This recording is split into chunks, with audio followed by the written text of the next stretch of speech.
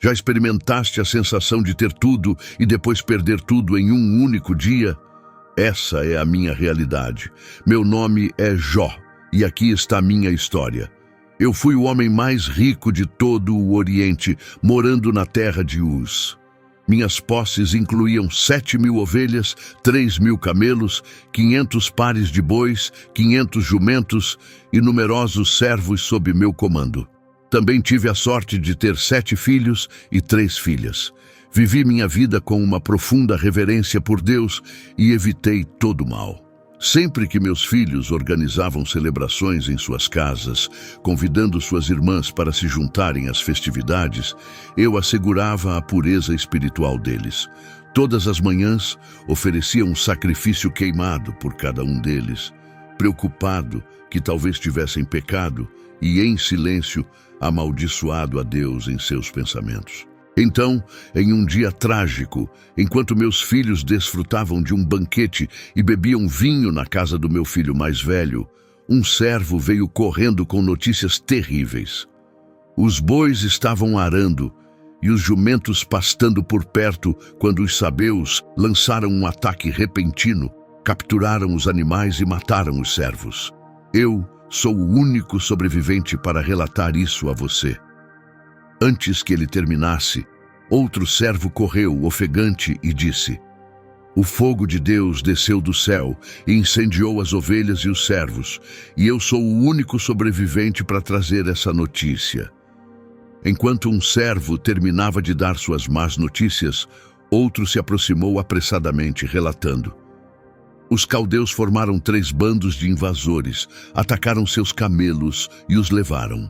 Também mataram os servos, e eu sou o único sobrevivente para lhe trazer essa mensagem. Mal ele havia falado, quando outro mensageiro chegou com notícias ainda mais devastadoras. Seus filhos e filhas estavam desfrutando de um banquete e vinho na casa do seu filho mais velho, quando, de repente, um vento poderoso soprou do deserto e atingiu a casa de todos os lados. A casa desabou com a força, matando todos, e eu sou o único sobrevivente para lhe contar. Devastado e incrédulo, rasguei minhas roupas e raspei minha cabeça em luto. Dominado pela dor, caí no chão, chorando. Meus maiores medos haviam se tornado realidade. Sentado nas cinzas, peguei um caco de cerâmica e raspei minha pele com ele. Em meio ao meu sofrimento, minha esposa me confrontou, perguntando: Você ainda se apega à sua integridade? Ela me incitou a amaldiçoar a Deus e acabar com minha vida. A isso eu respondi: Você fala como alguém insensato. Devemos aceitar apenas o bem de Deus e não a adversidade. Durante todas essas provações, nunca acusei Deus de fazer algo errado ou pequei com minhas palavras. Quando meus amigos Elifaz, Bildade e Zofar souberam de minhas profundas misérias, eles se reuniram de suas casas para me confortar e ficar comigo em solidariedade. Eles eram mais velhos e mais sábios do que eu. Ao me verem de longe, mal puderam me reconhecer.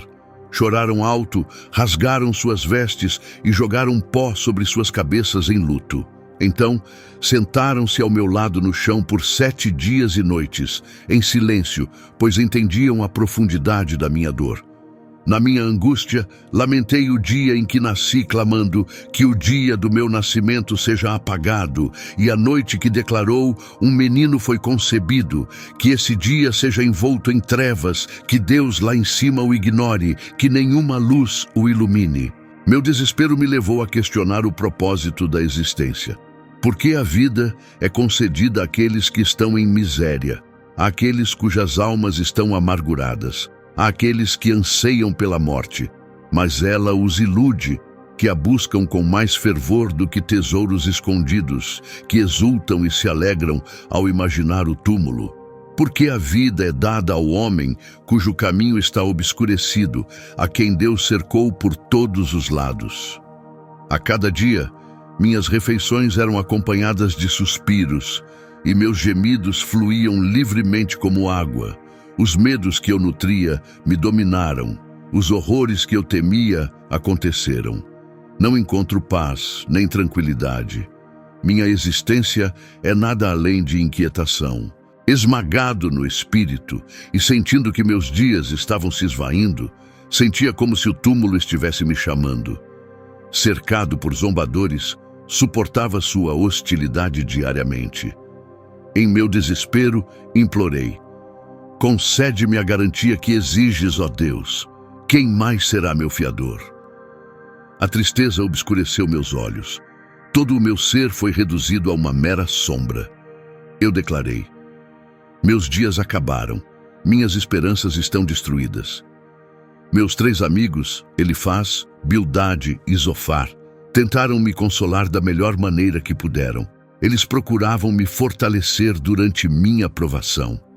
Compartilharam suas visões sobre os motivos do sofrimento humano, sugerindo que minhas aflições eram devidas a algum erro de minha parte.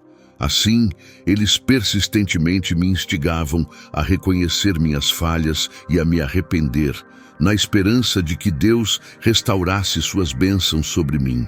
Elifaz insistiu que meu sofrimento era consequência de algum pecado que eu havia cometido, incitando-me a buscar o favor divino para aliviar minha desgraça. Bildade e Zofar concordaram, acreditando que eu deveria ter agido de maneira errada para invocar um julgamento tão severo de Deus, e aconselharam-me a lutar por inocência em minhas ações. Bildade até sugeriu que meus filhos haviam causado sua própria morte por causa de seus próprios pecados. Zofar, mais crítico, desafiou: ninguém vai refutar esse fluxo de palavras?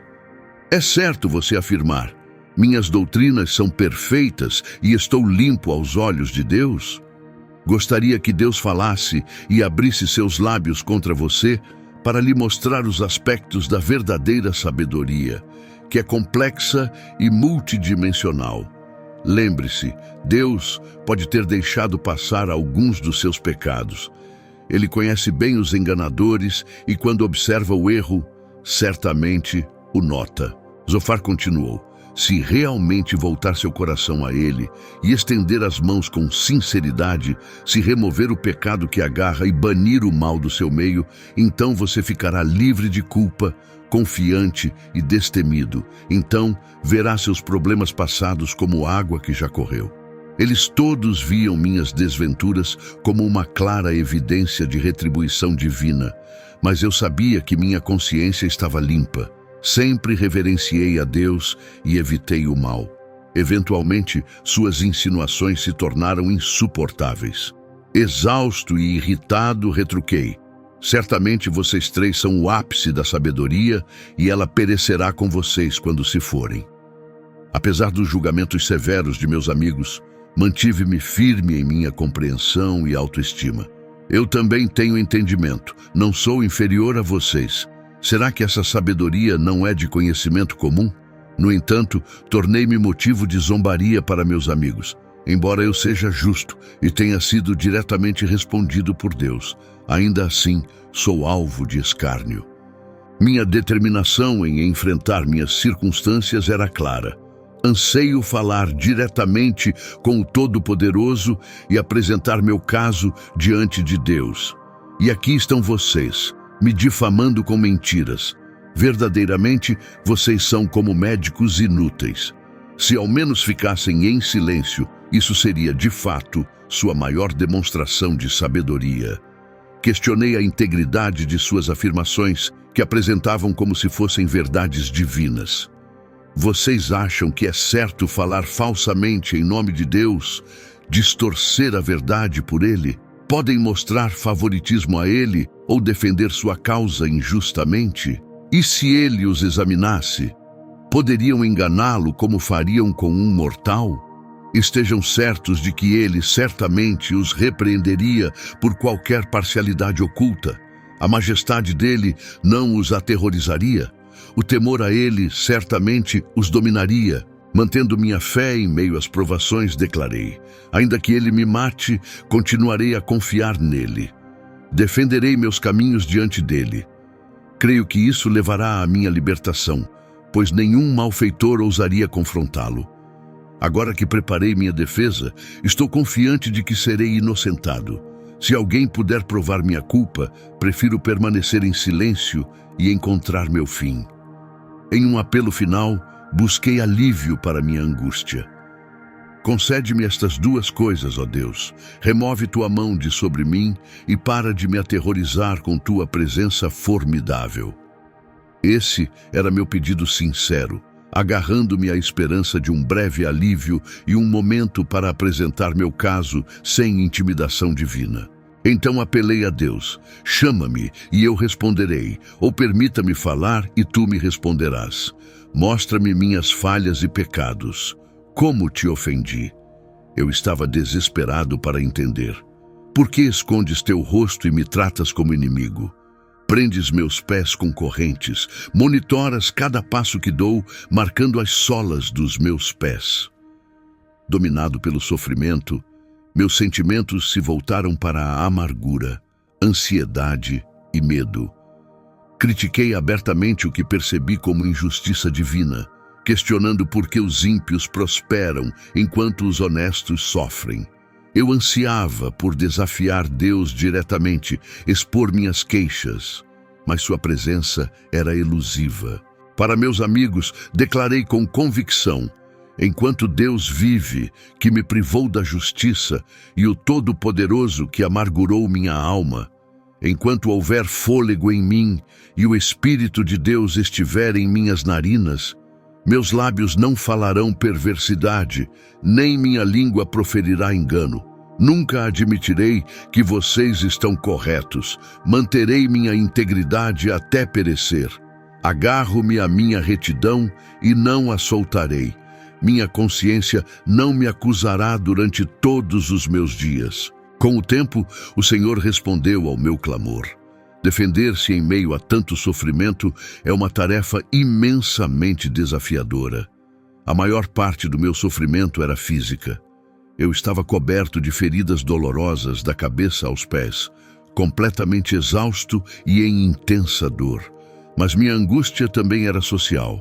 Marcado por minha aparência e por minhas dificuldades conhecidas, tornei-me um pária dentro da minha própria comunidade.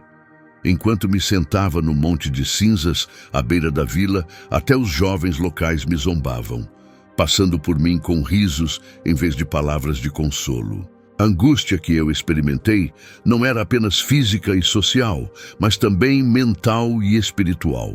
O tormento mental vinha da confusão e incerteza sobre por que tais calamidades tinham caído sobre mim, aparentemente sem causa ou aviso relacionado às minhas ações passadas. Mais penetrante, no entanto, era a dor espiritual, a sensação de estar separado de Deus, o que era mais angustiante do que qualquer outra forma de sofrimento. A ideia de que Deus pudesse estar distante ou indiferente era a parte mais dolorosa do meu sofrimento. Quando finalmente tive a oportunidade de conversar com Deus, o encontro não se desenrolou como eu esperava. Depois de clamar repetidamente, um total de 36 vezes durante meu sofrimento, para que Deus falasse comigo, Ele finalmente respondeu. A voz de Deus veio com um poderoso desafio. Quem é este que obscurece o conselho com palavras sem conhecimento? Cinge teus lombos como um homem, pois eu te perguntarei e tu responderás a mim. Então Deus questionou meu entendimento sobre o universo e sua criação. Onde estavas tu quando eu lancei os alicerces da terra? Declara, se tens entendimento. Quem determinou suas medidas? Certamente tu sabes. Ou quem estendeu sobre ela o cordel? Sobre o que foram firmadas suas bases? Ou quem assentou sua pedra angular, quando as estrelas da manhã cantavam juntas e todos os seres celestiais gritavam de alegria? Ele continuou, desafiando minha autoridade sobre o mundo natural. quem encerrou o mar com portas, quando ele irrompeu do ventre, quando eu fiz das nuvens sua vestimenta e prescrevi limites para ele, coloquei trancas e portas e disse: até aqui virás e não mais adiante, aqui serão contidas as tuas ondas orgulhosas. Ordenaste a manhã desde o início de teus dias, e fizeste a aurora conhecer seu lugar para agarrar as extremidades da terra e sacudir dela os ímpios. É possível que alguém desafie o Todo-Poderoso e encontre falha?